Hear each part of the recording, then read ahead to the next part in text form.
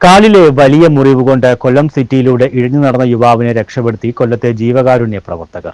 അന്യസംസ്ഥാനക്കാരനായ യുവാവിനെ വിദഗ്ധ ചികിത്സയ്ക്കായി തിരുവനന്തപുരം മെഡിക്കൽ കോളേജിലേക്ക് മാറ്റി.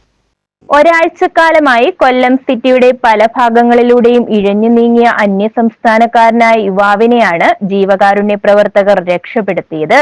കൊല്ലം പള്ളിത്തോട്ടത്ത് യുവാവ് എത്തപ്പെട്ടതോടെയാണ് ഇവിടുത്തെ ജനങ്ങൾ കാണാൻ ഇടവന്നത്. മുടി നീട്ടി വളർത്തി താടിയും മുഷിഞ്ഞു നാറിയ വേഷധാരിയായി ഇഴഞ്ഞെത്തിയ യുവാവിന്റെ അവസ്ഥ കണ്ട് നാട്ടുകാരാണ് പൊതുപ്രവർത്തകനായ റോബർട്ടിനെ വിവരം അറിയിച്ചത്.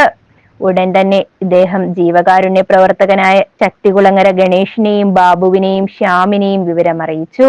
ഉടൻ തന്നെ ഇവരെത്തി യുവാവിനെ ആംബുലൻസിൽ കയറ്റി പള്ളിത്തോട്ടം പോലീസ് സ്റ്റേഷനിൽ എത്തിച്ചു. കുറെ നാളുകളായിട്ട് കൊല്ലം ടൗണിലും പരിസരങ്ങളിലും ഇങ്ങനെ ഇഴഞ്ഞു നടന്ന ഒരു അന്യസംസ്ഥാനനായ ഒരു ചെറുപ്പക്കാരൻ ഇന്ന ദിവസം പള്ളിത്തോട്ടം ലിമിറ്റിൽ കാണപ്പെടുകയും അങ്ങനെ പോലീസിന്റെ സഹായത്തോടു കൂടി പിന്നെ സന്നദ്ധ സേവനം നടത്തുന്ന ഗണേശും റോബർട്ട് ശ്യാം എന്നിവർ ചേർന്നിട്ട് ആ പയ്യനെ സ്റ്റേഷന്റെ പരിസരത്ത് കൊണ്ടുവന്ന് വൃത്തിയാക്കി ശുദ്ധീകരിച്ചതിന് ശേഷം ജില്ലാ ആശുപത്രിയിലേക്ക് കാലിന് വയ്യാത്ത ആളാണ്, ചികിത്സയ്ക്കായിട്ട് ജില്ലാ ആശുപത്രി കൊണ്ടുപോവുകയാണ്. തുടർന്ന് ചിലപ്പോൾ മെഡിക്കൽ കോളേജിലേക്ക് ട്രീറ്റ്മെന്റിന് കൊണ്ടുപോകേണ്ട സാഹചര്യം ഉണ്ടാവും.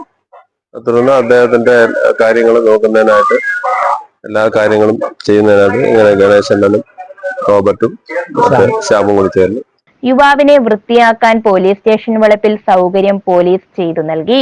ഇദ്ദേഹത്തെ പിന്നീട് ജീവകാരുണ്യ പ്രവർത്തകർ കുളിപ്പിച്ച് വൃത്തിയാക്കി പുതുവസ്ത്രങ്ങൾ നൽകിയ ശേഷം കൊല്ലം ജില്ലാ ആശുപത്രിയിൽ എത്തിച്ച് ചികിത്സ നൽകി.